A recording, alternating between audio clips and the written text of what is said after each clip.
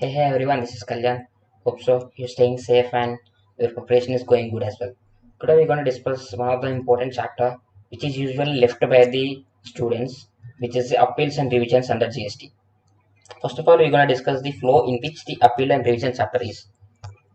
First of all, when an order is passed under section 73 and 74 by adjudicating authority, then the aggrieved person have an option to appeal to the appellate authority. If the aggrieved person is a taxpayer, then he can file the appeal within 3 months plus 1 month of condemnation. But when the department is the aggrieved person, then they have the time limit of 2 times, that is 3 months to 2 times, it is 6 months plus 1 month of condemnation of delay. The taxpayer is required to deposit, mandatory deposit the 100% of the undisputed amount, and in the disputed amount, he is required to deposit 10% of the disputed amount, which is subjected to maximum of 25 crores. If the department not able to file the appeal with the appellate authority within set period of 6 months plus 1 month, then the department can go for the revisionary order, which is passed within 3 months, 3 years of original order, that is ordered by the adjudicating authority. We will be discussing the technicalities of this part later part of the video. If a person is agreed by the order of the appellate authority, which is called the speaking order, or the revisional order by revisional authority, then they have the option to file further appeal to the appellate tribunal, which is basically a two-tier tribunal where national and regional bench at the state level, central level, and the state and area bench at the state level. The cases which is pertaining to the POS are dealt with the national and regional bench, but when the cases other than the POS are dealt by the state or area bench. The reason being the simple, because if the issues regarding the POS, then two or more states are involved, then it will be tedious for the government to solve the issue. So it has given the power to directly to the national and regional bench. So as the national and regional bench are only one, then it becomes easy for the government to solve the issues. If the aggrieved party is a taxpayer, then he will be having a 3 months plus 3 months of condemnation of delay. But if it is a department, they are having the 6 months of time to file the appeal. The taxpayer is required to deposit 20% of the disputed amount is subjected to maximum 50 crores. A point to be noted here that the 25 crores and the 50 crores limit are exclusive. That is the CGST 25 crores and SGST 25 crores. CGST 50 crores and SGST 50 crores. Also, if further a person is agreed by the order or the orders by the appellate tribunal, if it is pertaining to POS, then they can directly go for the Supreme Court. But it is when it is relating to the other than the POS, then they are required to file further appeal with the High Court, which is in 180 days. Only if the issue is regarding the question of law. Further, if again the parties are aggrieved, then the aggrieved party can file the appeal to the Supreme Court from the High Court. If and only if the High Court certifies that the case is fit to approach the Supreme Court.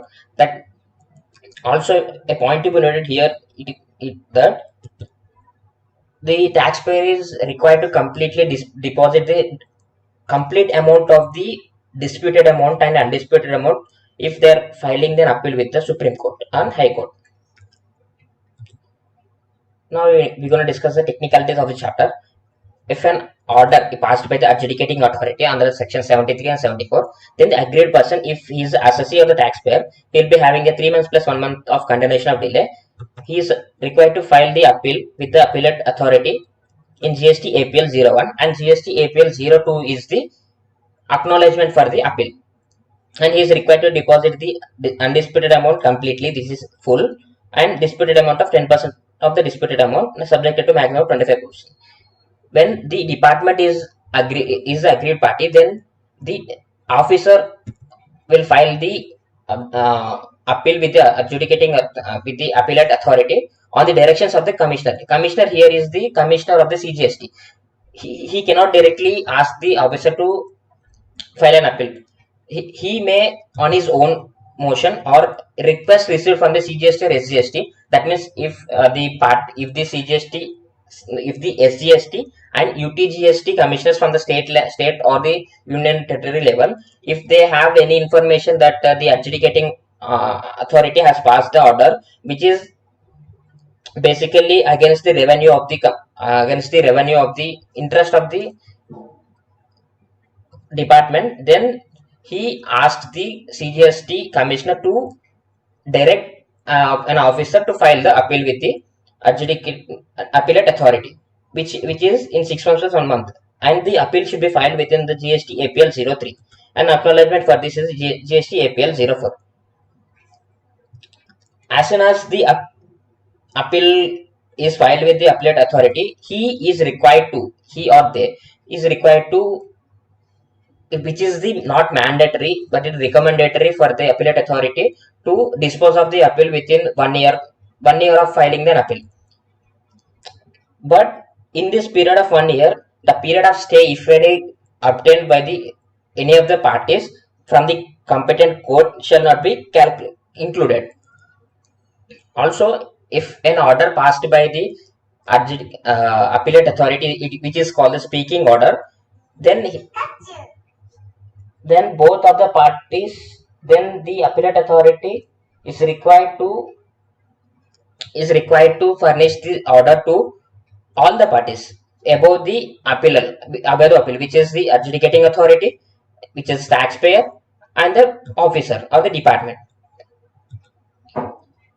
But when the appeal is not able to filed by the department within the 6 months plus 1 month of period, including the continuation of delay, then the department can go for the revisionary order by the revisionary authority. The reason being simple: if a CGST officer is corrupted, then he may, at the discretion of his own interest, the financial interest, he may not go and ask the officer to file any appeal with the appellate authority. Then it may cause a severe loss to the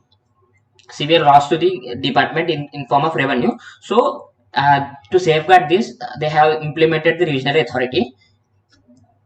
We can clearly see here that when the revisionary authority can pass an order either on his own motion or obtaining any information or any request from the UTGST and SGST, like same here also for the appeal by the department for the first time, same applies here too. But he cannot directly pass any order on the examination of the orders passed by the adjudicating authority, which is the first party. Order passed by the adjudicating authority. If he feels that the order passed by the adjudicating authority is EMI, which is EMI means erroneous, material facts are not considered, and or illegal. If any of these are met and the order is passed wrongly, then he can pass the revisionary order. Also, a point to be noted here that these orders can be further appealed with the appellate tribunal, the High Court, and the Supreme Court, as we seen earlier. Here we can clearly see the speaking order by the appellate authority and the revisionary order by the revisionary authority can be further appealed with the appellate tribunal.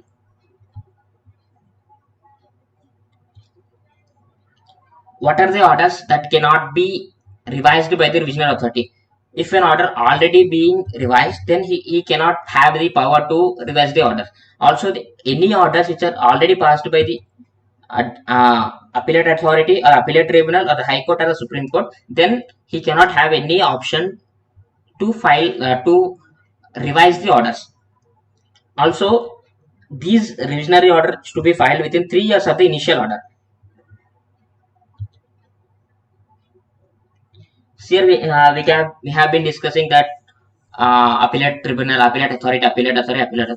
But who is the appellate authority? If an order is passed by the joint commissioner or the additional commissioner, then the appellate authority is the commissioner appeals. But when it is order is passed by the deputy commissioner or assistant commissioner or superintendent, then it is the joint commissioner of appeals is the adjudicating authority. Also, you can clearly see here that, as we discussed earlier, orders passed by the appellate authority and the regional authority are mutually exclusive, that only one of them will exist. The reason being, if appellate authority, the department goes for an appeal to the appellate authority, then there is no option for the department to go for the regional authority. And the points to be remembered in case of the appellate tribunal, appeal to the appellate tribunal. Appellate tribunal may refer back the case to the adjudicating authority or regional authority. We can clearly see here that the appeal to the appellate tribunal the appellate tribunal has the power to refer back to the case. If it is a speaking order, then he can refer back to the appellate authority. If it is a regional order, he can refer back to the regional authority. But if it is at his own discretion, he may also refer back to the adjudicating authority. So he can refer back the case to any of the lower parties, that is the adjudicating authority and regional authority and appellate authority.